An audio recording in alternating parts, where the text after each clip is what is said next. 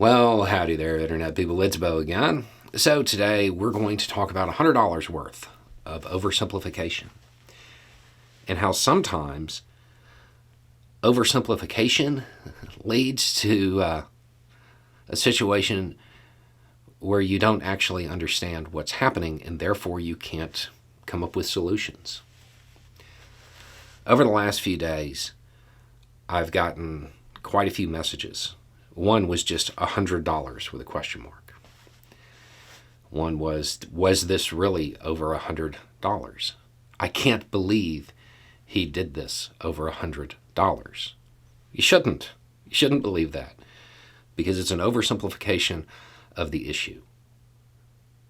Now, if you have no idea what I'm talking about right now, this is about one of the many incidents that has occurred over the last few weeks. I know it is hard to keep track of them all. This is one in California where the accused was told that he needed to pay a fee, a workplace fine, something, for damaging a forklift that he may or may not have damaged. That is being held up as the reason for him losing it. No. That's a good soundbite. It's a good headline. But it leads to the thought process of, he was just unwell. He was a monster. Thoughts and prayers, nothing we can do. Right?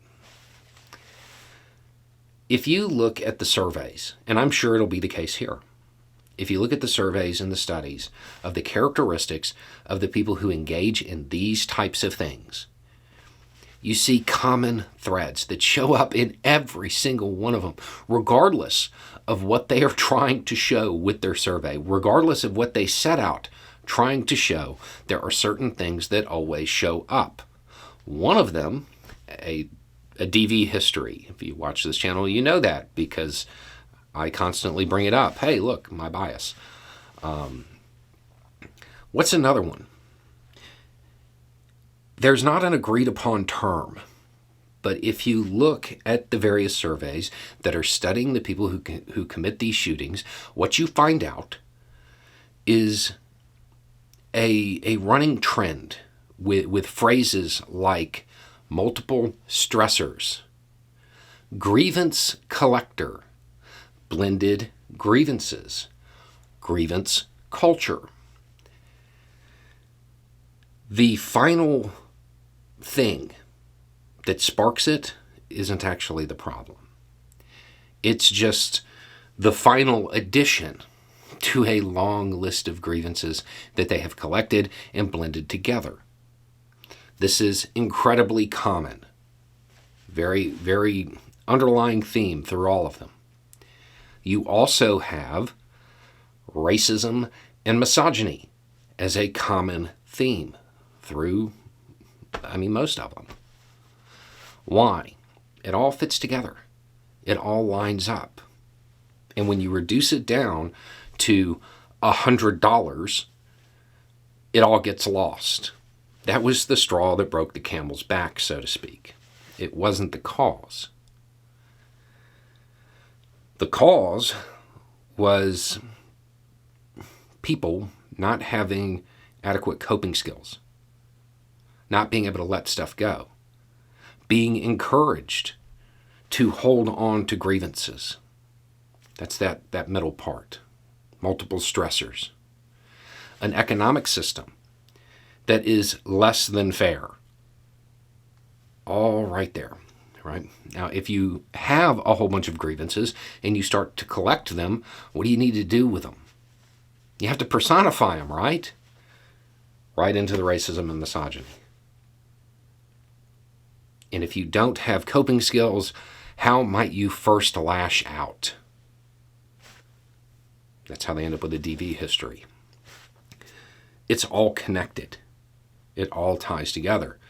But if we reduce it down to, it was over $100, you can't predict that. Right. And so I guess we can't do anything. But if you actually look at the surveys, if you look at the studies, if you look at the underlying themes, you find out, yeah, I mean, it seems like we should probably make mental health care available. We should teach coping skills. We should have stronger social safety nets. There's a list of solutions that deal with the motive. That if people were informed of these common threads, that they'd probably support. Most of them have economic grievances. Most of them have DV histories. Most of them have racism or misogyny as an undertone, or sometimes very much a controlling element.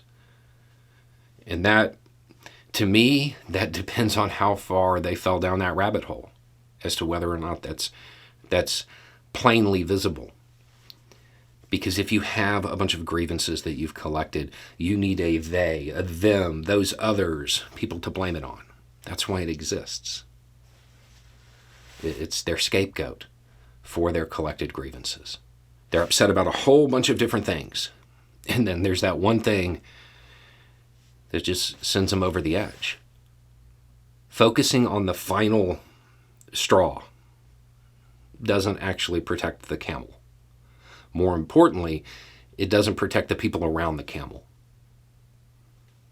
The large amount of economic grievances, they stem from an economic system that is less than great, and a lack of social safety nets to catch those people who fall through. The reason you can't believe it's about $100 is because it's not. It's not. That was just the final act. You want to fix it? You want to deter it? We have to change. A lot of the problems in this country, they come back to that same issue. An economic system that is out of whack. An economic system that pushes people down, that keeps people down. A lack of social safety nets if somebody starts to fall through the cracks. And this is particularly true and could be particularly upsetting if somebody's, done everything that they can. They've done everything that they think they're supposed to, that they're told to by those people who say, pull yourself up by your bootstraps, and then they fail after looking down at other people. And then they realize they're just like them. That's a recipe to lash out.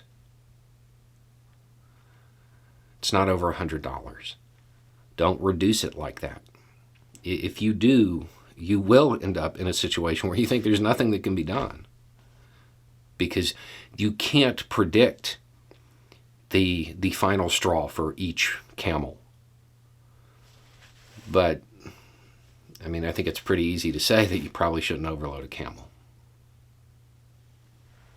Anyway, it's just a thought. Y'all have a good day.